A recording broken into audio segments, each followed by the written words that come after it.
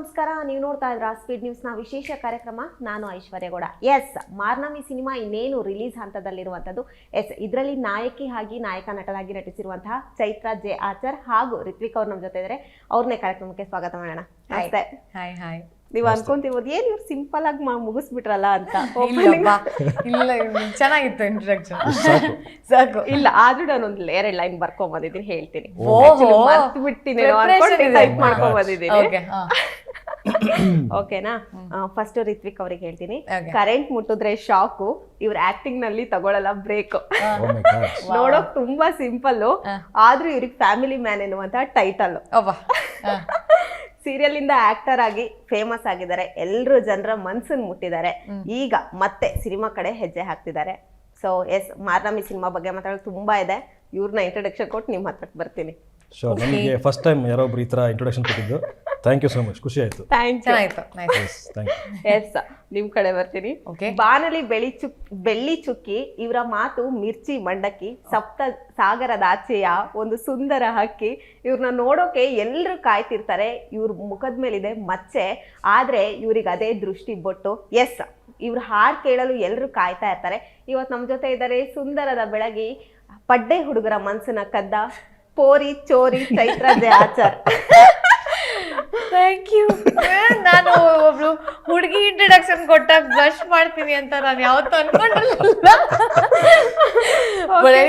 Thank you. So sweet of you. Time ತಗೊಂಡು ಬರ್ದು ಅಷ್ಟು ಎಫರ್ಟ್ ಹಾಕಿ ಬಂದಿದ್ದೀರಾ. Thank you. ಬಟ್ ಆದ್ರೂ ಪ್ರಾಸ ನೀಟಾಗಿ ಕೂರ್ಲಿಲ್ಲ. ಬಟ್ ಪರವಾಗಿಲ್ಲ, ಅದೆಲ್ಲ ಮ್ಯಾಟರ್ ಆಗಲ್ಲ. ನೀವು ಎಕ್ಸಾಕ್ಟ್ಲಿ ಎಫರ್ಟ್ ಹಾಕಿದ್ರಲ್ಲ, ಅದು important. Thank you so much. Yes, ಮಾರ್ನವಿ ಸಿನಿಮಾ ಕತೆ ಕೇಳಿದಾಗ ನೀವು ಎಸ್ ಅಂದು ನೋ ಅಂದ್ರಂತೆ, ನೋ ಅಂದು ಎಸ್ ಅಂದ್ರಂತೆ. ಸಾರಿ, ಯಾಕೆ ನಿಮ್ಮಿಂದಾನೆ ಸ್ಟಾರ್ಟ್?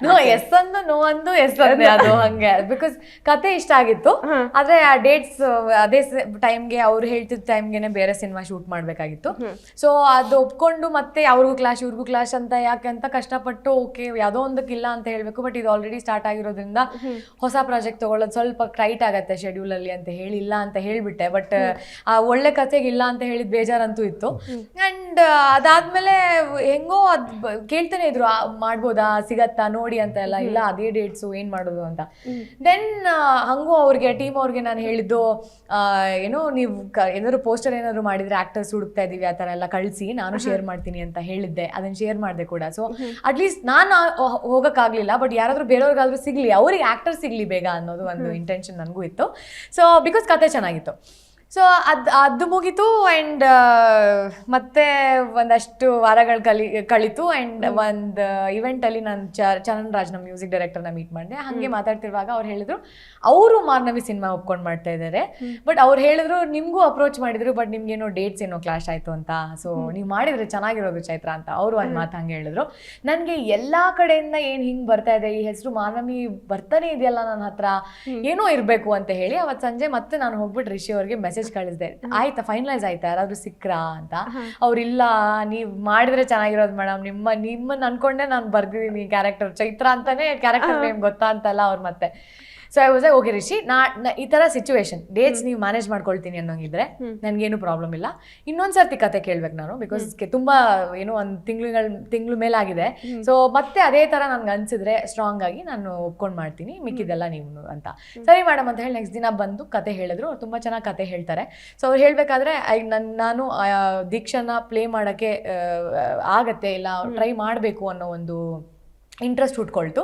ಸೊ ಅದು ಕೇಳಿದ ಮೊಮೆಂಟೇ ಪೂರ್ತಿ ಕತೆ ಹೇಳಿ ಮುಗಿಸಿದ್ರು. ಅದಾದಮೇಲೆ ಸರಿ ನಾನು ಮಾಡ್ತೀನಿ ಅಂತ ಹೇಳಿ ಒಪ್ಕೊಂಡಂಥ ಕತೆ. ಸೊ ನನ್ನ ಬಿಡದೆ ಕಾಡಿ ಬಂದಂಥ, ನನ್ನ ಹತ್ರನೇ ಬಂದಂಥ ಕತೆ ಮಾರ್ನವಿ.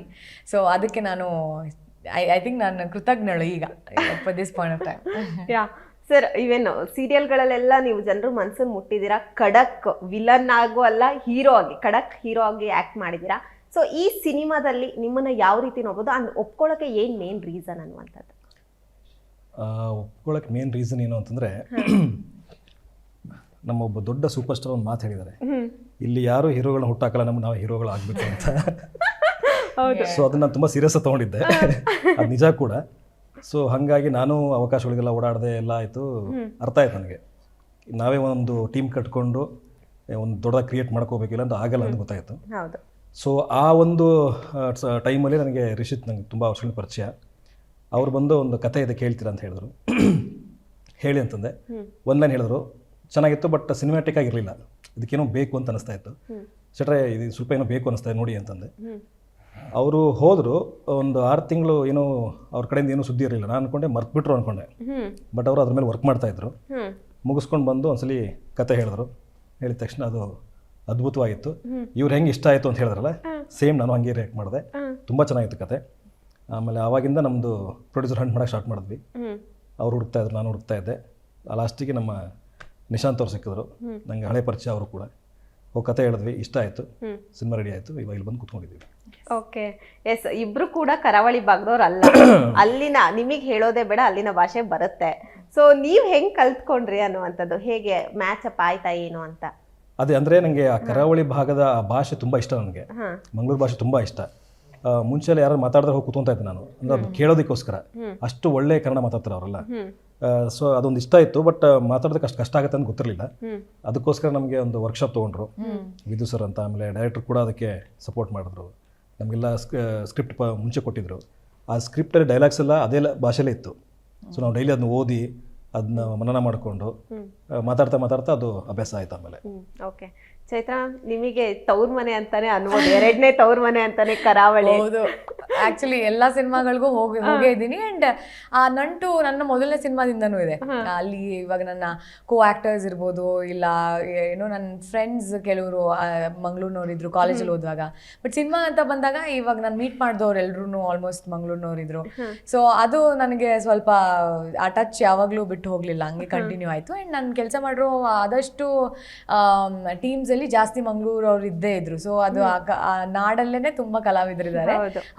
ಸೊ ಅದು ಒಂದು ಟಚ್ಚು. ಆ್ಯಂಡ್ ಅವ್ರು ಹೇಳ್ದಂಗೆ ವರ್ಕ್ಶಾಪ್ ಮಾಡಬೇಕಾದ್ರೆ ನಮ್ಮ ಡೈಲಾಗ್ಸ್ ಎಲ್ಲವೂ ಮಂಗಳೂರು ಕನ್ನಡದಲ್ಲೇ ಬರೆದಿದ್ದರಿಂದ ನಮಗೆ ಅದನ್ನು ಓದೋಕ್ಕೆ ಈಸಿ ಆಯಿತು. ಆ್ಯಂಡ್ ಅದು ಬರೀ ನಾವು ವರ್ಕ್ ಮಾಡಬೇಕಾಗಿದ್ದು ಆ ಟೋನು, ಇಂಟೋನೇಷನ್ಸು, ಅದ್ರ ಬಗ್ಗೆ. ಸೊ ಅದು ನಮಗೆ ವಿದು ಸರ್ ಅಂತ ಒಬ್ಬರು ವರ್ಕ್ಶಾಪ್ ತೊಗೊಂಡಿದ್ರು. ಅವ್ರ ಜೊತೆ ಇಂಟ್ರ್ಯಾಕ್ಟ್ ಮಾಡಬೇಕಾದ್ರೆ ಏನೇನು ಸ್ಟ್ರೆಸ್ ಮಾಡಬೇಕು, ಇಲ್ಲ ಹೆಂಗೆ ಮಾತಾಡ್ತಾರೆ, ಹೇಗೆ ಅದನ್ನು ನೋಡಬೇಕು ಅನ್ನೋದನ್ನೆಲ್ಲ ಹೇಳ್ತಿರುವಾಗ ಒಂದಷ್ಟು ನಾವು ಪಿಕ್ ಮಾಡಿದ್ವಿ. ಆ್ಯಂಡ್ ನಮ್ಮ ಜೊತೆ ಆ್ಯಕ್ಟ್ ಮಾಡಿದ ಕಲಾವಿದರು ಎಲ್ಲರೂ ತುಳುನಾಡಲ್ಲಿ ತುಂಬ ಫೇಮಸ್ ಆ್ಯಕ್ಟರ್ಸು. ಆ್ಯಂಡ್ ಅವ್ರನ್ನ ಒಳ್ಳೆ ಎಷ್ಟೊಂದು ನೂರಾರು ನಾಟಕಗಳನ್ನ ಮಾಡಿದ್ದಾರೆ, ಎಷ್ಟೊಂದು ಸಿನಿಮಾಗಳನ್ನ ಮಾಡಿದ್ದಾರೆ. ಅಂಥ ಫೇಮಸ್ ಆರ್ಟಿಸ್ಟು ನಮ್ಮ ಜೊತೆ ಕೆಲಸ ಮಾಡಿದ್ದು. ಸೊ ನಮ್ಗೆ ಅವ್ರ ಜೊತೆ ಇಂಟ್ರಾಕ್ಟ್ ಮಾಡ್ಬೇಕಾದ್ರೆ ಇವಾಗ JP ತುಂಬಿನಾಡ್ ಸರ್ ಇರ್ಬೋದು, ಪ್ರಕಾಶ್ ತುಂಬಿನಾಡ್ ಇರ್ಬೋದು, ಆಮೇಲೆ ರೂಪಕಾಂತ್ ಒಬ್ರು ಇದ್ದಾರೆ, ಅವರು she is very famous. So ಹಾಗೆ ಪ್ರತಿಯೊಬ್ಬರು ಆರ್ಟಿಸ್ಟ್, ಸ್ವರಾಜ್ ಇರ್ಬೋದು, ಎಲ್ಲರೂ ಅಲ್ಲಿ, ಜ್ಯೋತಿಷ್ ಶೆಟ್ಟಿ ಅಂತ ಒಬ್ರು ಆ್ಯಕ್ಟ್ರು, ಎಲ್ಲರೂ ಅಲ್ಲಿ ತುಂಬ famous and very intelligent actors, ಸೂಪರ್ವಾಗಿ ಆ್ಯಕ್ಟ್ ಮಾಡ್ತಾರೆ. ಸೊ ಅವರೆಲ್ಲರ ಮಧ್ಯೆ ನಮಗೆ ನಟನೆ ಮಾಡಬೇಕಾದ್ರೆ, ಇಂಟ್ರಾಕ್ಟ್ ಮಾಡಬೇಕಾದ್ರೆ ಎಲ್ಲವೂ ನಮಗೆ ಐ ಥಿಂಕ್ ಅದು ಹಾಗೆ ಬರ್ತಾ ಹೋಯಿತು. ಇನ್ನೊಬ್ರು ಚೈತ್ರ ಶೆಟ್ಟಿ ಅಂತ ಒಬ್ಬರು, ಇವರೆಲ್ಲರ ಜೊತೆ ಅದು ಹೆಲ್ಪ್ ಆಯಿತು ನಮಗೆ ಇಂಟ್ರಾಕ್ಷನ್ ಮಾಡುವಾಗ. ಹಾಗೆ ಕಲ್ತಿದ್ದು ಅಂದರೆ ಅದು ಸ್ವಲ್ಪ ಅದೇ ಕೇಳ್ತಾನೆ ಇದ್ರೆ ಅದು ನಾವು ಮಿಮಿಕ್ ಮಾಡೋಕ್ಕೆ ಶುರು ಮಾಡ್ತೀವಲ್ವ, ಹಂಗಾಯಿತು ಸ್ವಲ್ಪ ಒಂದಷ್ಟು ಕಡೆ. ಸೊ ಚೆನ್ನಾಗಿತ್ತು. ಆ್ಯಂಡ್ ಡೈರೆಕ್ಷನ್ ಟೀಮು ಎಲ್ಲರೂ ತುಂಬ ಸಪೋರ್ಟಿವ್ ಆಗಿದ್ರು. ಅದರಿಂದ ನಮ್ಮಿಬ್ರಿಗೂ ಅಷ್ಟೊಂದು ಕಷ್ಟ ಆಗಲಿಲ್ಲ, ಕಷ್ಟ ಕೊಡಲಿಲ್ಲ.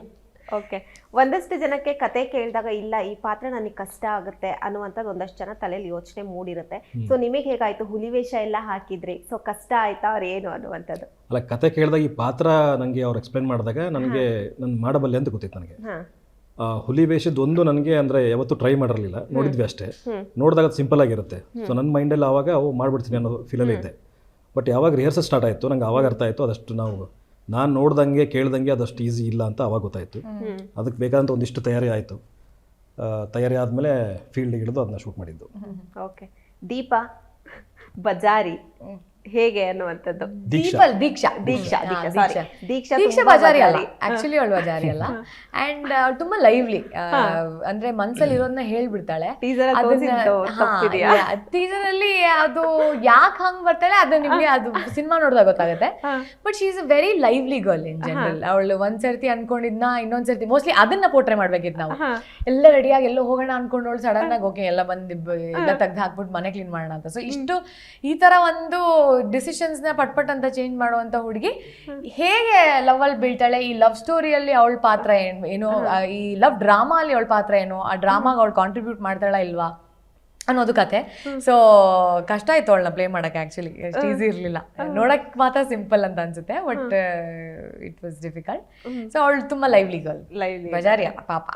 ಕರೆಕ್ಟ್, ಬಜಾರಿ ಅಲ್ಲ, ಕಣ್ಣೆಲ್ಲ ಏನಿಲ್ಲ ಅಲ್ಲ, ಇಲ್ಲ ಬಜಾರಿ ಅಲ್ಲ.